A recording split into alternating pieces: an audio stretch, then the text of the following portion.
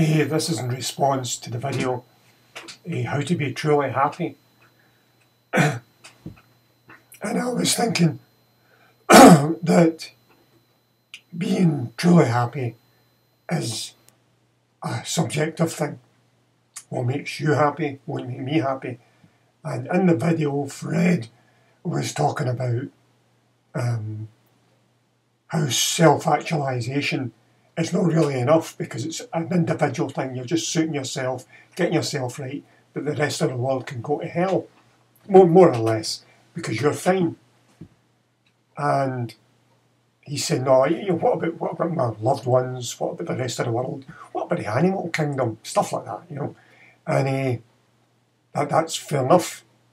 But that is individual in itself. I mean, it's a broader view that Fred has. He wants to see the animals okay, his kids okay, he's not suffering pain, and then he'll be truly happy.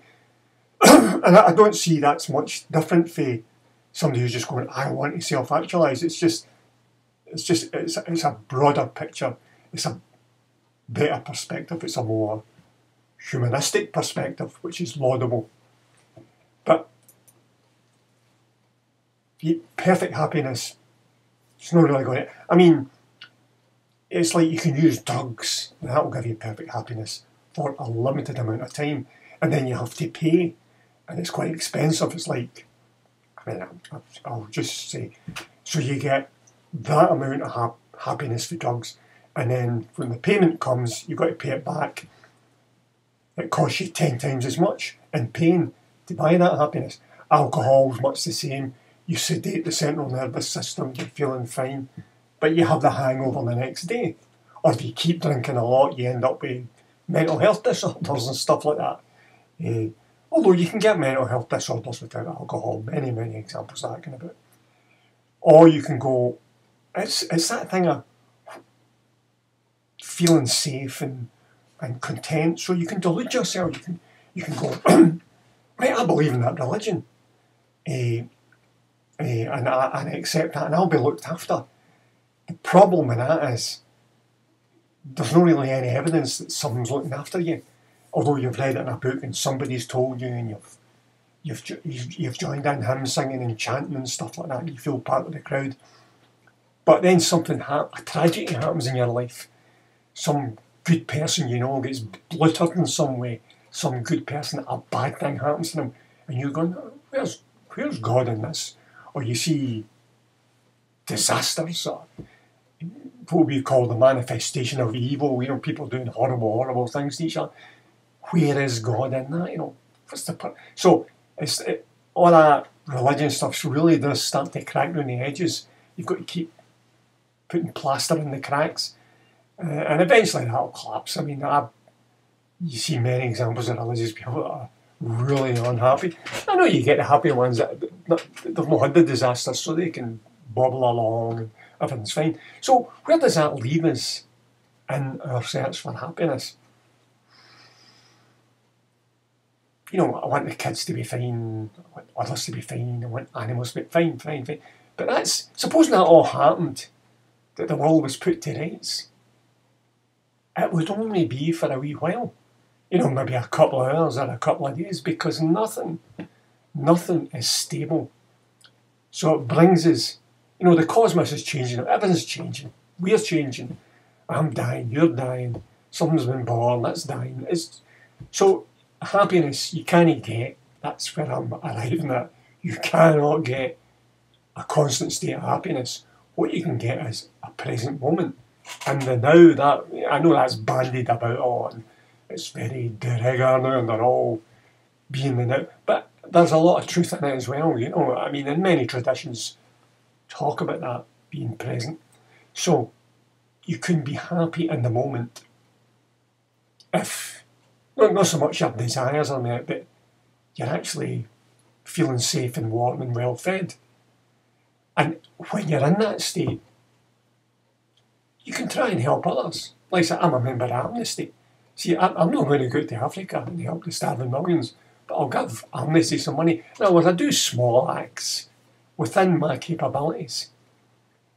And then I sit back Now, what I have not done, the mistake I have not made, generally speaking, in my search for happiness, is to set the bar too high.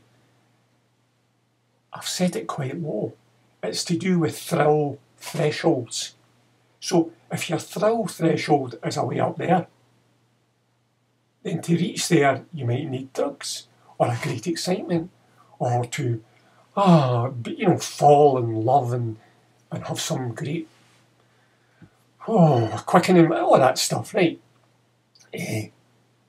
But you can do the other thing. You can bring your thrill threshold or your goal down a bit low, and then you'll arrive at it, and you'll sit there with a certain amount of contentment, and then just look about and say, well, can I help him? Can I help her? I don't mean dedicate my life to serving others. Some people do that.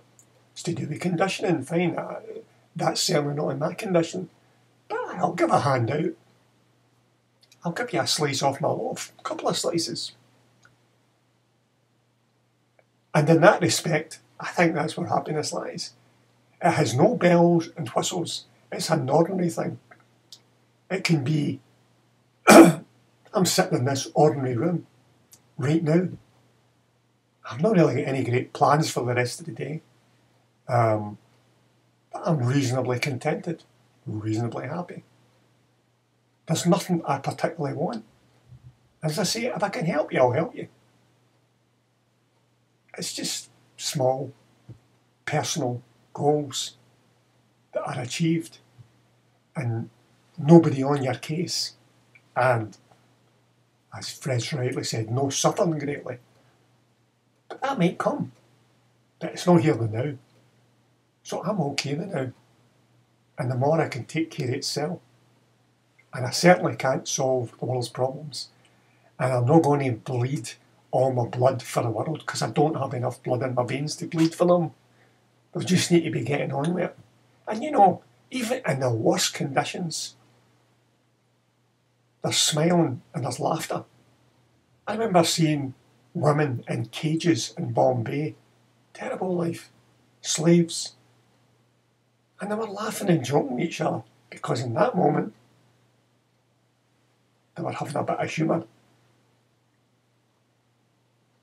It's like that sight of the Pilgrim's Progress and they climb up mountains to look and see paradise. I remember thinking, what is that? What's the allegorical meaning of that? Climbing up the mountains while you're going through normal life to see paradise. And I've arrived at this answer. There is nothing else other than humour. A sense of humour, a laugh. That is the view of paradise. Other than that, nothing since has ever been.